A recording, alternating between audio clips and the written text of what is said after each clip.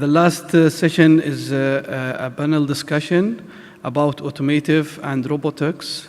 How far can the food and beverage industry adopt next generation technologies? Our moderator for this session will be Mr. Avinash Ratta. I would like to welcome him and his distinguished the last but not the least session for today, and I hope to get your attention during it as well. Firstly, it is my pleasure to welcome today our set of distinguished panelists. One of them you've already seen speaking at length, and thank you for that. Thank you. I need my spectacles, just hold on. I'll also take my phone for a minute. So, the first panelist is Mohammed Farahneh. He's the segment head MIA for F&B manufacturing for ABB. And they have an excellent exhibition going on here if you haven't seen that already. We have Michael Cornelis, who is the Vice President of International Sales, Bundy Baking Solutions. Thank you for being here today, and coming from all over. My pleasure. Welcome. And Amer, welcome to you again. Thank you. And pleasure, and I know you're a little tired from the last presentation, but hopefully you can make up for it. Perfectly fine, yeah. All right. I hope you are all with me now. You know, we have heard a lot today about, we had the presentation from Tetra Pak about connected factories. You saw a brilliant ecosystem from the combination of GE, the Obican Group, and SIG Combi Block as to how they are making a live ecosystem, and they have made that operational within factories. And you heard Siemens talking about digital twins. So there's a lot that has been thrown out during the day. This last session is about, the panel discussion is about automation and robotics and how far can we take it in the F&B industry. So bear with us here because I think this is an interesting way to summarize the day. And hopefully we'll have a set of questions that answers some of the questions you might have had during the course of the day as well. Are you with me so far? All right, very good.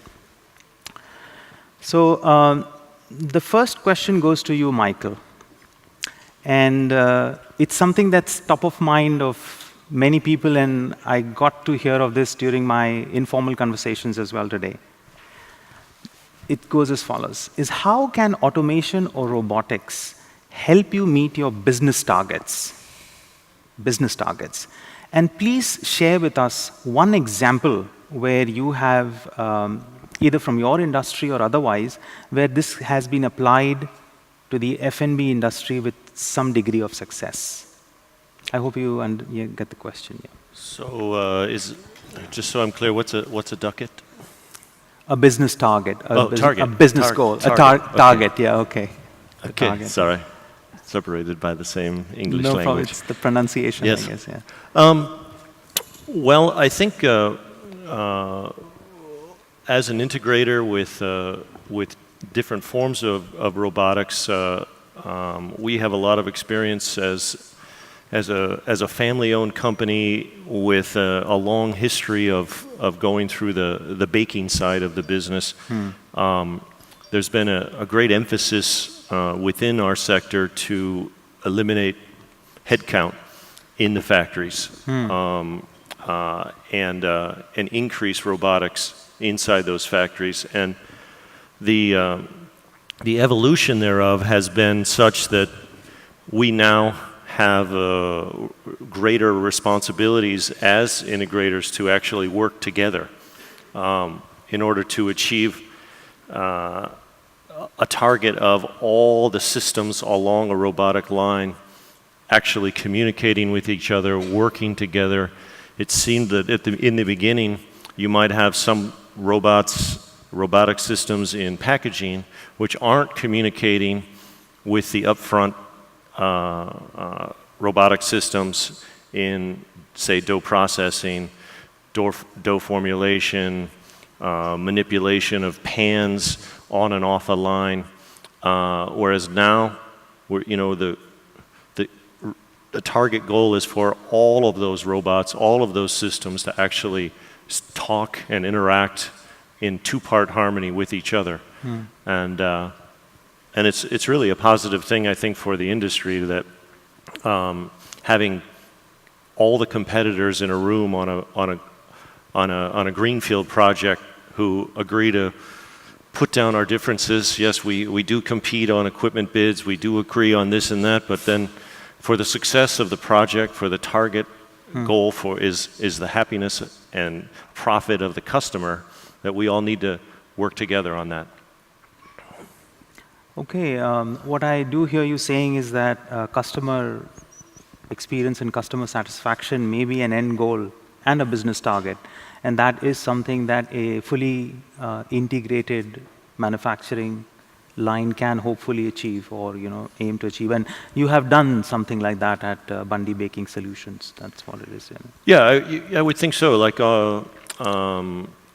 it seems to us that particularly here in the GCC region, most new factories are incorporating robotics into some element of their production scheme. If they're not, I would be very surprised. Yeah. Fantastic. In fact, just it recollects that you have something on show at your stand that talks to, how minute robotics can go. Yeah. True. Very good. Okay. Yeah. I don't know that one slide. There is a visitor around the room, and he's part of the presentation. You'll have to interview him soon. Before I come to you, Mohammed, actually, I wanted. This is a question for Amer. Amer, you come from the beverages industry, one of the largest beverages manufacturer and marketer in the world. Yeah. And if you heard the presentations this morning, I don't know if you heard these terms, but consistency and quality of product is something that's vital in this industry. Before we talk of everything, so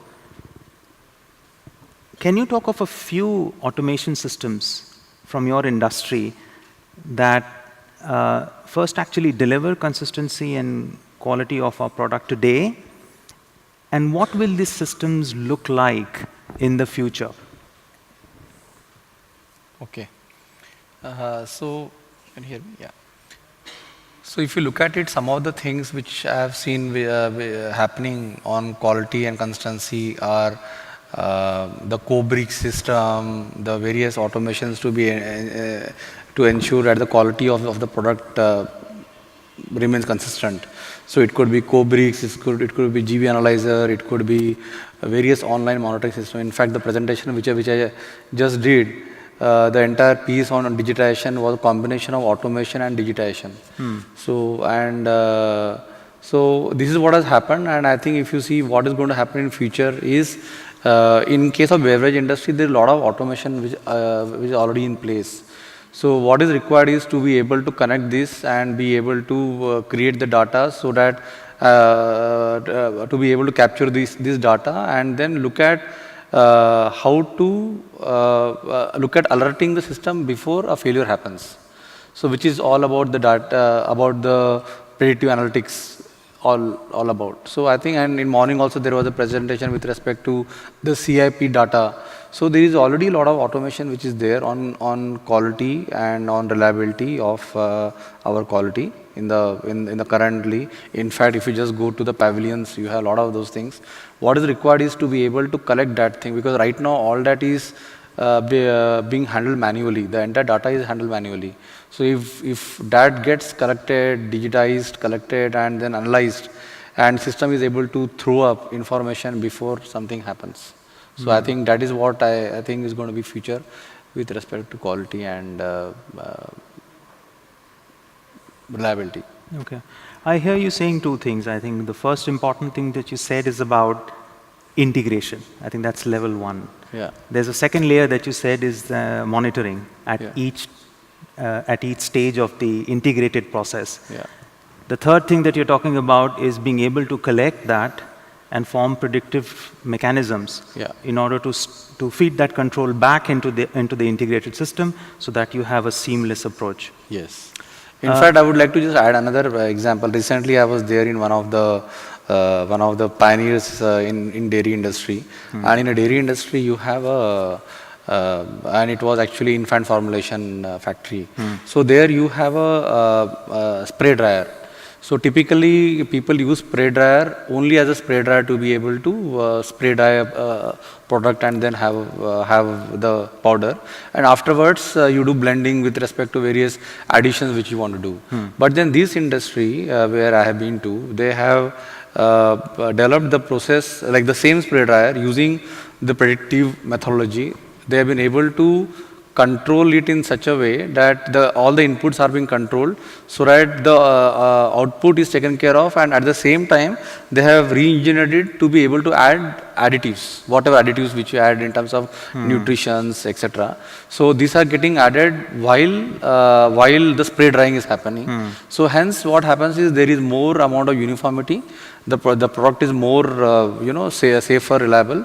So what I want to say, summary is that if you are able to use these technologies, it will be able to help you in terms of taking your process to next level, make it more robust, and make it, which is what you are asking about, reliability. Okay. Yeah. Now I can only imagine how important the everything you said has into the quality, consistency, and eventually food safety. I think that was one of the key topics that came out today. Thank you for that. Thank you.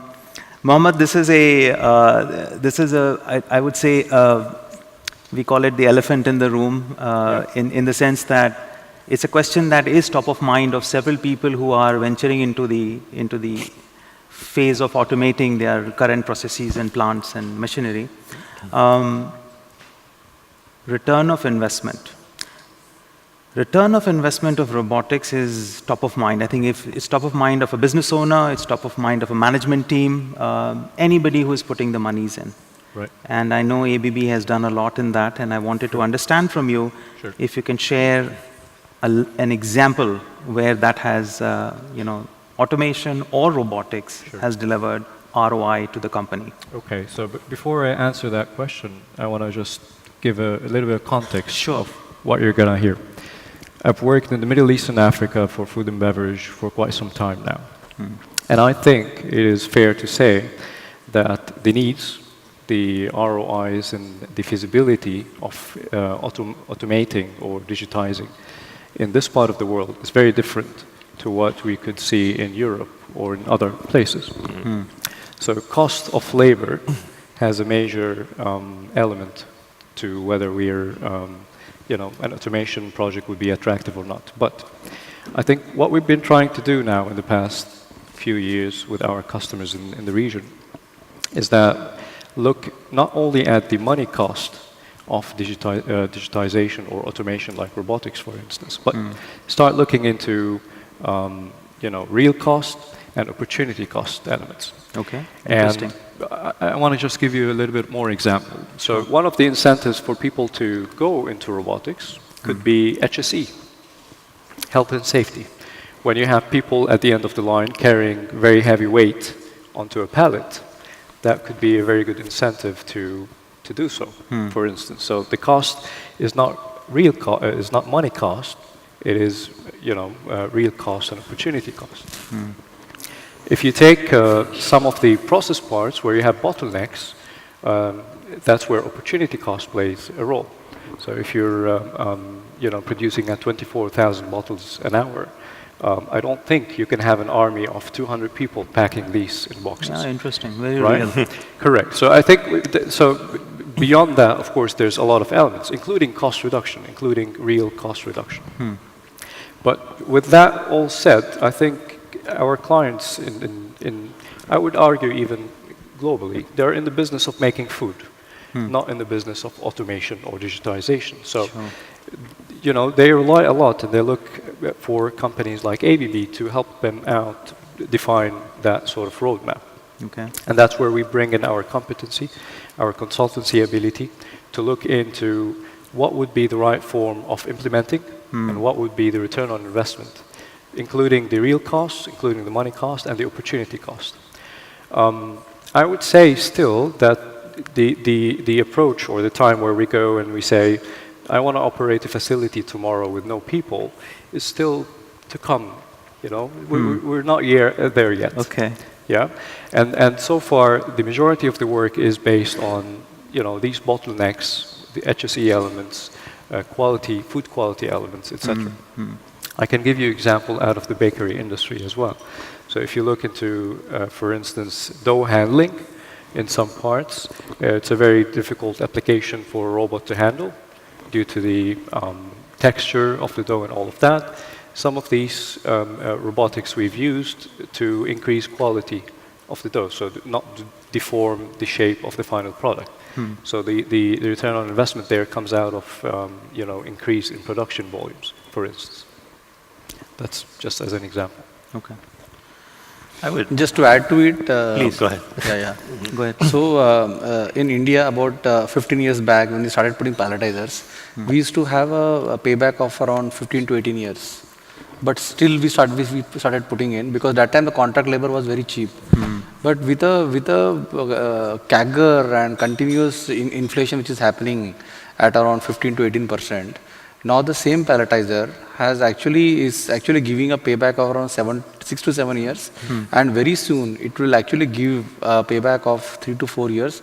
Once we have the new laws going to come up, like in India, we are going to have abolition of Contract Labor Act, wherein the people doing this kind of jobs, unskilled jobs, would not be on a contract daily basis. Temporary. It would be on a yearly fixed term base. We need to start paying. So that plus combined with the things we talked about, high speeds, etc., it makes sense to go for that. However, that being said, it's always about payback. If it makes business sense, go for it. If it is not making sense, don't go for it. For example, even in this region, you may have countries in Africa wherein it is required to generate employment. So over there, I think doing automation may not be the right thing unless it is required for a quality or something like that. So there, it may make business sense to still have less of automation. But there could be other places, like I think in Dubai, if you have to get a labor, I think it's very expensive. So I think locations like Dubai and places, you may want to have automation. So I think that's where you need to take the right business call and have the right sweet spot where it makes sense. So you're talking about a case-by-case solution Yes. and a case-by-case approach to automation. Yes. How about you, Michael? You had a point. Yeah, I was gonna jump in on the return on investment, where I see a lot of pitfalls also with consulting with clients about their zeal for greater return on investment, other than, say, health and safety, worker retention. You know, the robot comes in every day. The robot never gets sick. The robot doesn't have problems with his wife. He's always there performing. And yet I talk to customers and they'll say things to me, but we can go 3 times faster and we're going to get so much more throughput. And I'll say, do you actually have sales demand for that? Oh, no, we're in a recession right now. We don't have the sales. But I could go 3 times faster.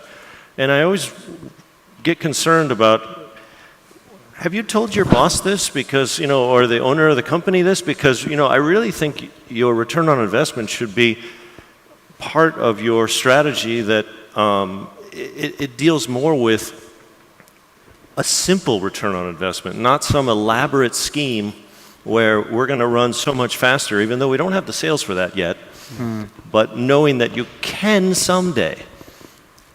Okay. No, that's an interesting view. I think my personal view on this is as follows, is that there can be on one hand, a very pragmatic view about automation. Automation is about, you make an investment and you get a return out of it. And we look at it in terms of payback, and we say that, okay, these investments will pay back in X years. That's my business case. This is how it will be. And then there is the puritanical view. And this is, I think, something you said. This is purely because of safety, because of the fact that when you run at high speeds, you cannot afford that kind of, you need that. So it can vary, and I still didn't get the ROI point, but I know it is somewhere in there, because combined, there's a lot of experience in here with systems, with integrated systems, with the kind of work that you have done, and of course, with the extensive work on robotics that you have, it makes that happen. All right. I have a question on the fallout of what you just said, people versus machines, a little later. But before that, I wanted to get to the nitty-gritty of something, Amer, which which you, again, is one of the pain points of the industry, the F&B industry, and we heard that in different presentations, right, from Mr. Saleh's presentation in the morning, even Tetra Pak touched at it a little bit, but we were getting there. You know, in F&B, from a consumer standpoint, now I'm a commercial person with Inros, but consumers don't say it, but constantly they seek new products, they seek new flavors, they seek new experiences, sometimes new formats, which as manufacturers we need to put out to them on a constant basis. Now, there is the constant battle between having something extremely high speed, extremely automated, and top-notch in terms of efficiency, and something so flexible that it can be almost made to order, like what Tetra Pak had mentioned. And this is a battle. Now, can you help us understand one or two automation technologies from your industry that could help us balance flexibility with productivity? Yeah. It starts with you, Amer, but I'll be happy to hear all your thoughts. Flexibility versus productivity. Yeah. So I would like to actually answer this in two parts. Okay. The first part is technology point of view, technical point of view. So technically, if you look at it, previously, like again, let me just take example of beverages. So previously, you had equipments which couldn't go, which couldn't reduce their speed beyond a certain level. So now it is possible to be able to downgrade a blower with the servos and various technologies which are there. So a line can be downgraded and reduce the speed. If it is required that you need to be able to produce a small batch for a NPD, something like that, for a new product. In morning also, I think Tetra Pak was talking about with respect to what is required is with these modern trades and all that, it's required that we are able to produce mixed pallets and mixed cases. Okay. So in fact, one of our plant we have put ASRS, Automated Storage and Retrieval System, wherein we have the entire end-of-line automation by which a pallet can be, which is there in the ASRS, can be taken out, and then we have an automated mixed pallet system by which you are able to take out layer by layer and this one, and then be able to produce a mixed pallet, so that you are able to supply a mixed pallet not only to a modern trade, even to distributors, so that you are able to give multiple things. For example, 10 years back in India in soft drinks, you had only Coke and Sprite and Thumbs Up. But now you have multiple flavors which have come up. Similarly, the entire thing, what you talked about, healthier options and all that, you are actually having new products which consumer is asking for. And hence, you need to be able to create the mixed pallet and a mixed case. So that is part number one. So now we have options technically to be able to do that.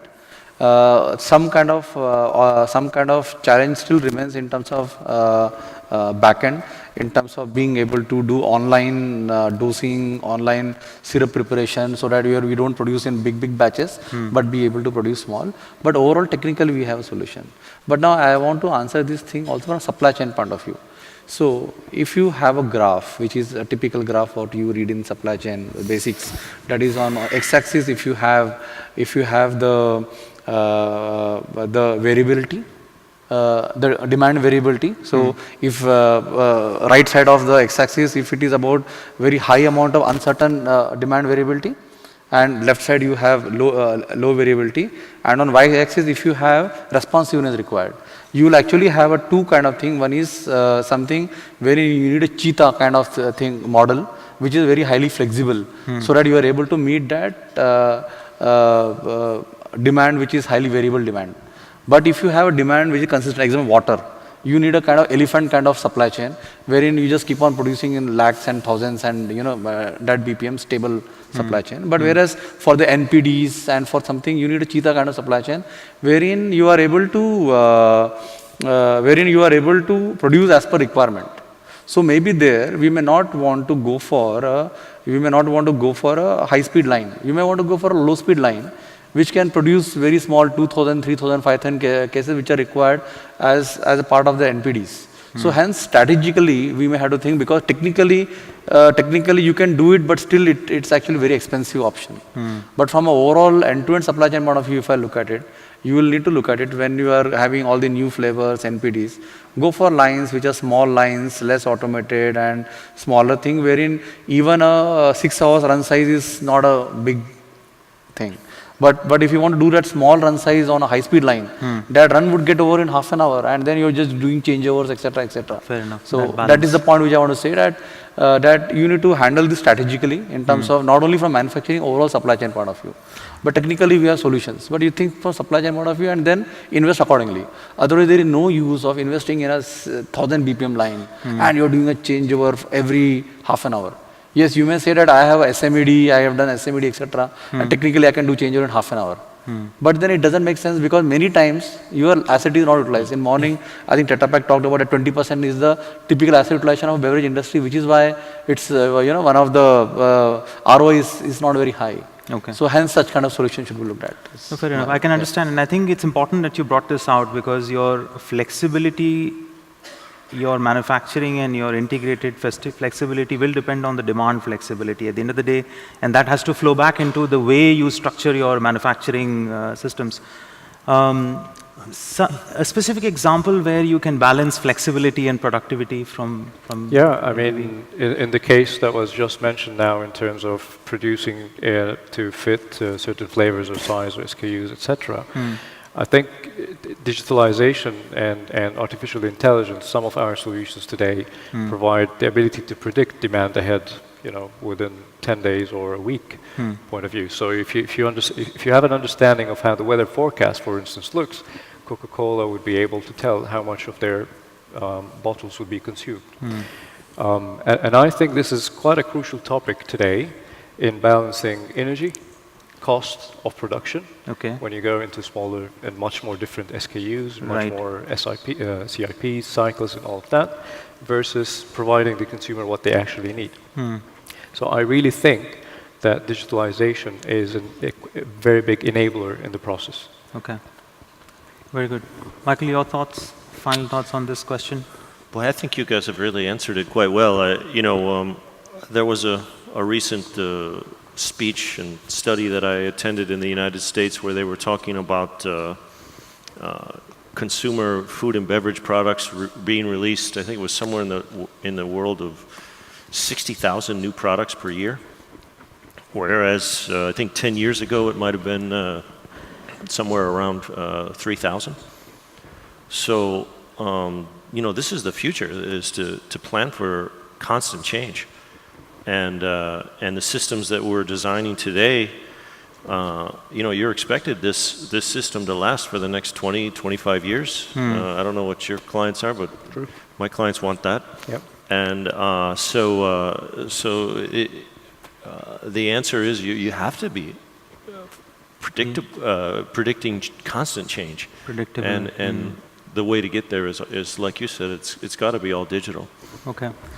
I think one of the things that kind of keeps me on my toes when it comes to this question is what we heard this morning, and is the near future, in fact immediate future, is how will manufacturers respond to no assurance on minimum order quantity because of e-commerce. I think that's a very big area. Absolutely. And how can that be turned around to the consumer or a customer so they're fully satisfied with the fact that they got what they wanted and when they wanted.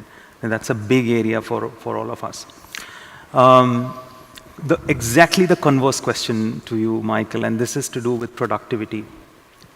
Could you give us a few examples of extreme use of automation in delivering extreme high levels of productivity, either in the food processing or the F&B industry now, and how do you see that evolving in the next few years to come? So just so I'm clear, like an example of how robotics or automation are giving extreme productivity? Extreme levels of productivity over and above what's normal. Well, I mean, going into the baking industry, you're talking about, in some cases we have factories who are supplying hamburger buns for, say, 26 states of the United States. So more than 50% of the United States reachable by semi-truck, and they're filling at production rates of, they can fill an entire tractor trailer in 2 minutes. with 2 minutes of production. So literally just flying through the bakery, almost to the point where they can't receive the flour fast enough on the intake to how fast the hamburger buns are going out on the other end. So that to me is an extreme example of what automation can do for an industry. Okay. Just-in-time manufacturing, basically. Yes, yeah. It's already here. All right. And we have a few plants, not to that productivity level, but we have a few plants right now that are doing that same type of thing in Saudi Arabia. And I can only imagine with autonomous vehicles, completely GPS controlled, etc., how the input and the output can be integrated with something like what you said, making it completely void of human intervention except for a control room or something like that. Yeah. Right, when everything goes right. It really goes there. In fact, I would like to actually add those. So it's not just happening in a place like US, it's also happening in countries like India. Yeah. So to be able to load one truck, it used to take about 1.5 to 2 hours time. And now, as I was talking about ASRS with end-of-line automation. So what you talked about is something called a load plate. Okay. So you actually get those 20 pallets on one load plate, and the truck comes within 5 minutes. The truck is loaded and out. Interesting. So that is actually happening, and such kind of load plates we have put in 6 factories in India in phase 1. Okay. And so we used to have huge amount of people coming inside, and one thing was the cost part which I talked about. Other part was to be able to handle them from safety point of view, etc. So many people are actually out of the plant, and place is more safer and highly productive. Okay. And my recent presentation on digitization and automation, having 40 million physical cases, 4 lines with 100 people is one of the best in class automation what you have in beverage industry. That's very okay. So here we have an extreme example, and here we have this simple measures of things that have already made happen in the factory that are improving the productivity levels. I was saying it's not only happening in a country like US, it's actually also happening in places developing like markets. India, developing Very markets. good. Yeah. I think one of the questions that people normally don't ask, but sometimes is really people are struggling with it because of the fact that there is this clear correlation between the fact that highly productive lines end up with situations that require fewer and fewer people. Now, while that solution may be good in some markets, it probably is not in other markets, and we have just seen that example.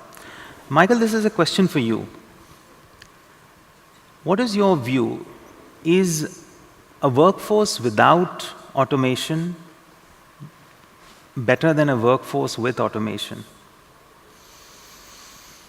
Oh, that's an easy one, I think. And I'd probably be a disservice to my company that also, we use a lot of, this isn't necessarily in the food and beverage industry, which I know I'm supposed to talk about, but we're manufacturing products that then work and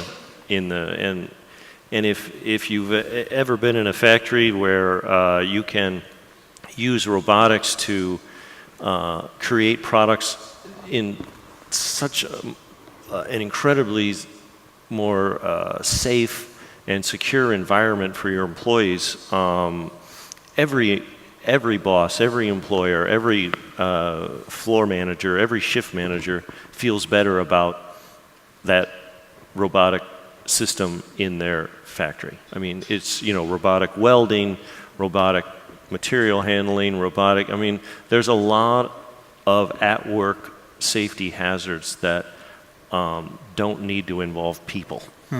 They just shouldn't involve people anymore. In our view, anytime we can take employees and not have them at risk, we'll take that option every chance we get. Now, just on a side note, we also have a philosophy where we name our robots. where every robot in our factory gets a name, and we try to humanize them because morale of the employees inside the factory is such that when a robot is introduced into a factory or into a process, there can be a negative reaction among the shift, among the crew leader, among the team leader about whose jobs is that robot taking. Is that going to, that robot probably isn't going to go away anytime soon, and everybody on that shift knows it. So how you can control morale and boost morale, and how you can control groupthink is vital to a team operation, we feel. So with workforce, with automation is the way. There's still going to be people. This is the way. Yeah. And Mohammed, I think you are more than qualified to answer this, is that just dispel this fear. Let's just get over this and move on to the next phase, which is the future. As to how we should not hold back this fear in moving into automation. Then I'll go to the next phase of the, the panel. So if you look today into where we operate globally, and you take examples of countries with high level of automations, whether it's Germany, whether it's Japan or Korea, and you've got 300 robots per roughly 10,000 employees. These are the countries with the least amount of unemployment out there, right? And there's quite a strong correlation between how much you automate and your unemployment rate, a very positive impact. Interesting. Whereas if and the simple answer to that is that when you're creating savings within your organization, you're taking that money, you're investing it, you're building new factories, etc., and that brings in more people as well. If you look into a factory today, you still have more people than robots, and that's most probably going to still be there for the next 10 years. Okay. Now, not until when we have the ability, with artificial intelligence, machine learning, and all of that, to completely, reduce the human element. But this is not tomorrow. And I think the short-term benefit of going automation today is much more higher than, for us to pull back and then be forced to do it in 5-6 years. So, we keep encouraging our clients to think, in this innovative way of integrating the people with the robots, and that's why now you see this cobot, collaboration robots being introduced. Can you elaborate on that? Yes, I'll tell you a bit more about that. But just to get back to that point, it would be quite crucial now in this stage to jump on board, get the necessary ability and competency to deal with automation, so that as we progress, we're also displacing people out of the redundant jobs that maybe shouldn't be done by a human in the first place into much more meaningful tasks in the operation. I don't know if the audience is getting the feeling that now this is an expert panel telling us we have to leave all the fears of automation behind us and move to the next phase. We heard of Industry 4.0. This is not it's nothing ethereal. It is real. I strongly believe that if you look at how we ran our manufacturing lines 50 years ago and how we ran them today, there is a massive difference. The people that we had at that point in time and the people that we had running these lines today are also different. And the same thing will happen in the next 15 to 20 years as well. So if you're with me so far, I think if we can leave this question behind, I'd really like to move to the next set of questions, which is about the future technologies. Fair enough? Yeah? Okay. So, and this is a question open to the panel, because you have diverse experiences in probably applications of this. Where, in your respective industries, what are the next generation automation technologies that we should definitely embrace? And what are the direct applications that you could see in the food and beverage industry? I'd like to hear this, please. So, and look, I mean, it might come as a surprise to some, but for instance, if you look at level 4 automation, the manufacturing operation or manufacturing execution system layer today is something that's been already existing for 10 years, being already implemented. But the next wave of productivity is actually coming through that. The food and beverage as an industry has been way behind other industries in terms of adoption of such kind of technologies. And today we're pretty much active in driving that change in the industry with that sort of software solutions. So of course that enables us to collect more data, that enables us to analyze it better, and enables us to operate, do an action based on this analysis better.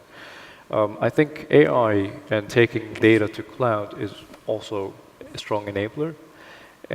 But the combination of all these three things together, ability to capture the data, the ability to get a little bit of help out of a supercomputer, on a cloud level, and the ability to actually do something with a device that you can control, not a human per se, but a robot. That's where you can actually close the loop on the digital transformation. And that's my advice. Think about the different layers in your operation and think about going digital within every layer. Can I try to bring it together to say that you're, in a way, advocating data-led automation?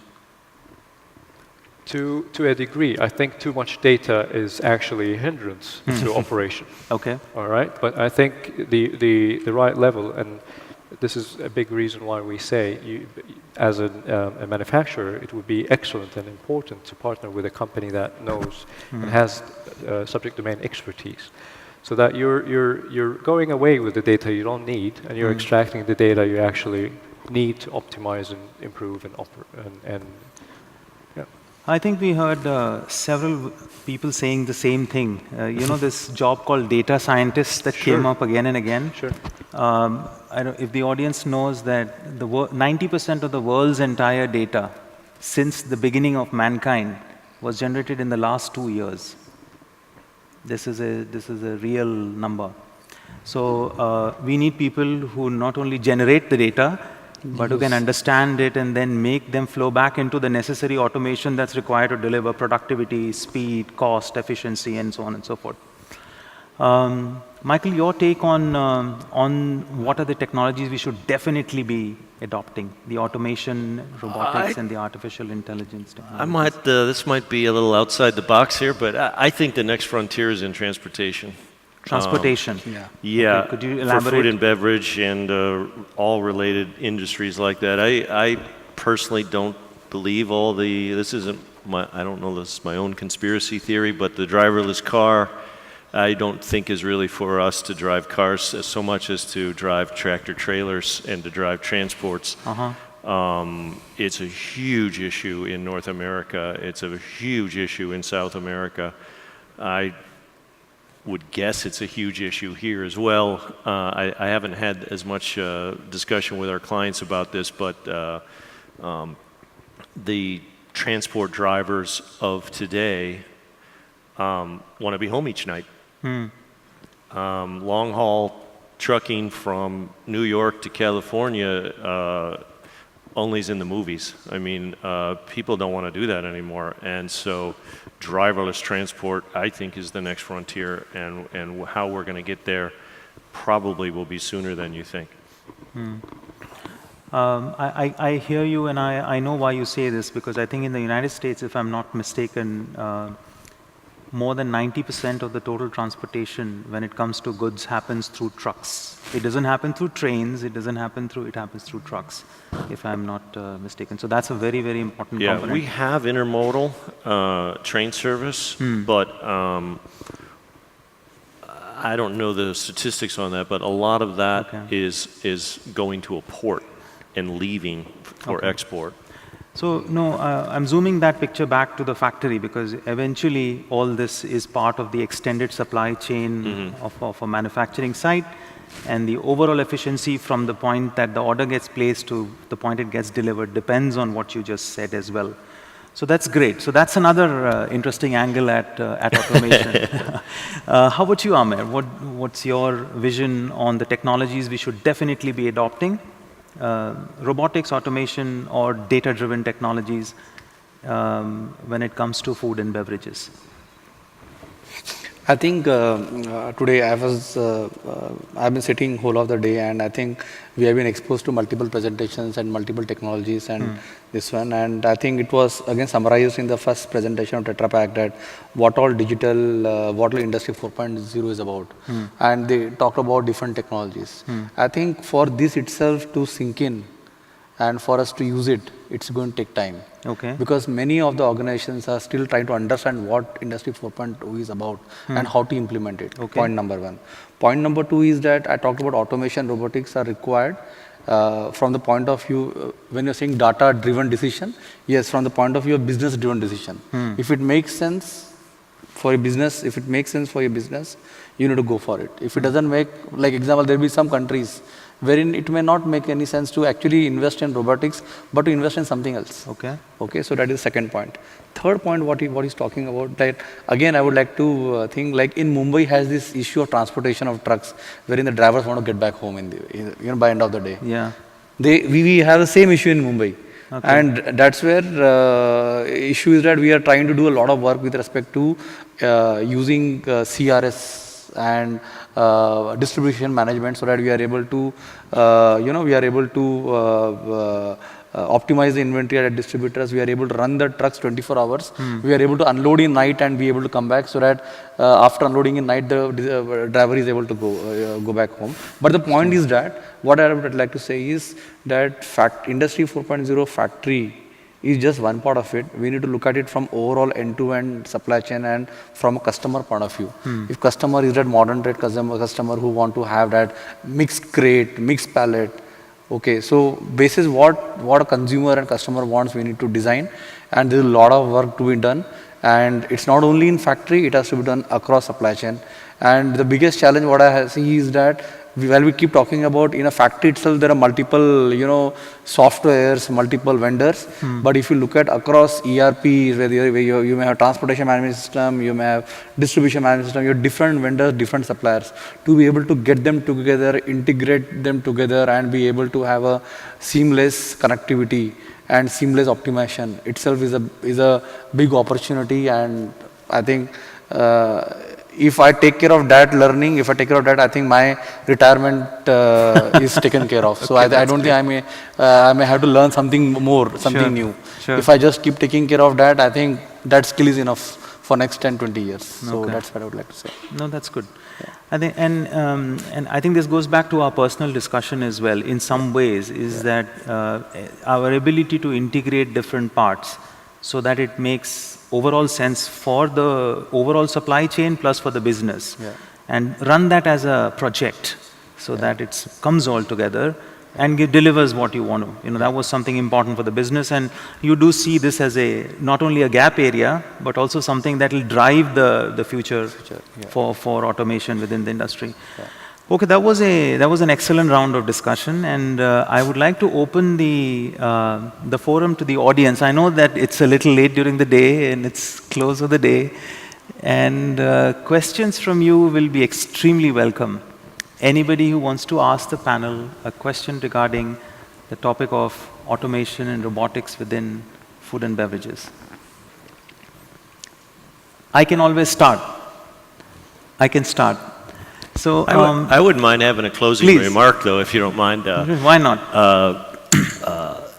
One comment I would add is that if you are planning such a project, bigger isn't always better. Some of the new systems that we're working on in Mexico, there's a new one in California. We just did a huge one down in Bogota, Colombia, and the pan sizes now are almost the size of a garage door. Really? Where it used to be, say, a 60 by 80 footprint, that's centimeters. We do that in America now too. No, I'm just kidding. No, but everything is big there. But, that's fine. But now when you actually look on your return on investment for this project, I would caution you to think about it downstream. What are you going to do if there's a breakdown? How many people is it going to physically take to do this? If it's 3 or 4 times bigger, was it actually 3 or 4 times more cost? Because I would argue that whatever system is running, it's not. It might be 7x, but you're 3 or 4 times bigger. So carefully study the downstream effects of your project before you take it on. Okay. Now, this is not a detraction from our commitment to automation. This is just saying that let's be wary of it. In the sense, let's plan for it. Well, because some of us have to deal with it once you design it. Fair enough. I can understand. Any questions from the audience? Any thoughts? Okay, let me start. I think, well, I have been asking all the questions. I'll ask you another one. Is that it's linked back to my word start. When it comes to automation, we have a variety of starting points within the manufacturing and the processing and the entire, even within the supply chain. You have these fully automated one-person show running from a remote control room, which is a reality. There are so many factories that run that way today. There's one person sitting from a control room managing an entire process plant, for instance. And that's why you see those high levels of productivity in the oil and gas processing industry. On the other hand, there is one person standing at each end of each equipment, trying to make sure that there is a seamless handshake between the 2 pieces of equipment and trying to manage the waste that happens in between, and really, like a makeshift arrangement. So the question to you, to the panel is, where do we start our automation journey? Where do we start? I can answer this. I can tell you that our philosophy in addressing any improvement project, whether it's automation, whether it's energy efficiency, or whatever it is about first measure. Come back again? Measure. Measure. So extract data about productivity, extract data about the throughput. Try and understand a little bit more in details what the characteristics of the situations are. And based on that measurement, do an analysis, and based on the analysis, do an action. But always follow that sort of methodology. Do not assume anything. Assumptions are very dangerous in this regards. And people communicating with people based on perceptions is exactly where things go wrong. And what you need to do is measure once and twice, make sure that you have the right details, the relevant data, and then analyze and then take an action on it. So going back to your example, if you have multiple people and multiple machinery, make sure you have an understanding on how much time they're actually standing there, what sort of operations they're actually doing, how often are they correcting these, Based on that, you're going to be able to see probable paths for resolution. So that's my advice. I like that starting point. Know what you know first, so measure first. You, Amer? Yeah, I think same thing I would like to say.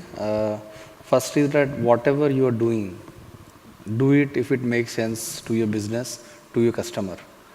Okay, so for example, you may have low-hanging fruits which could be there, wherein you would like to start doing your automation from instead of doing everything in one area. Okay. So across the organization or across the factory, you may find some 30% of 70% of people are sitting in 30% of areas wherein you can first pick up and automate, and if it makes business sense, if it gives ROI, go for it.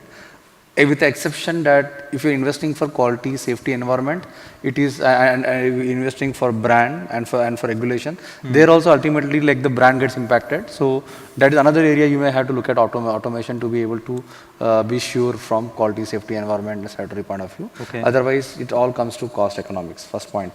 Second point is when you're talking about that thing, I also have same. When I joined 19 years back when I joined this industry, we used to have multiple equipment with multiple people. Today, the same line, you the line can be operated with just 2 people. I'm talking about a high-speed line, which previously it was a 60 BPM line. Today it is a 1000 BPM line. So the 60 BPM line in a shift used to have around 6 to 7 or 10 people per shift. Today that same, that 60 BPM line has become a 1000 BPM line, and it can be operated by 2 to 3 people. Because you have that kind of automation which has happened, like you have a blower, a coater, come filler, come labeler integrated into one equipment now. Okay. You have a tri-block, quarter block. Similarly, you have a shrink wrapper and a palletizer integrated into one. So if you have these 2 equipments with minimum size, what you talked about, with the minimum size, and with just 2 people operating that plant for a shift, the line for a shift. So I have seen that change in 20 years. And net, it should be done if it makes business sense. Net, it should be done if it is able to give value to the customer. And don't do automation for the sake of automating. In fact, some of the key areas could be that we realized that doing that mixed pallet automation, it was more important than doing anything else. Okay. That be able to create multiple pallets with multiple layers of different SKUs, different one case having 2 to 3. For example, there could be economies wherein you may not forget about a pallet. Even putting a case also is expensive for a outlet. So therein he may want to take just 1 or 2 cases with multiple SKUs. Yeah. Okay. So depending on what the market needs, we need to. That's fantastic. I think that's very pragmatic, and it's happened. So it's here. Yeah. How about you, Michael? Some closing comments and. I don't think I have much to add on that. These 2 guys are very clever. Yeah, I agree with them. All right. With that, thank you. Thank you for being here today. Thank you so and much. Appreciate. Let's give a big hand to the audience. Thank you. So thank you, Avinash, and for your leadership on this, and for the panelists. Here we come to the end of day 1 for the 2018 Food Technology Summit. During this day, we have 13 sessions, and we had the opportunity to meet with industry leaders and experts where they shared their ideas about digitalization and automation. I would like to thank you very much and thank our distinguished speakers for today. I would remind you again that we have tomorrow another day of another discussion. Don't forget to join us tomorrow, and have a nice evening. Thank you.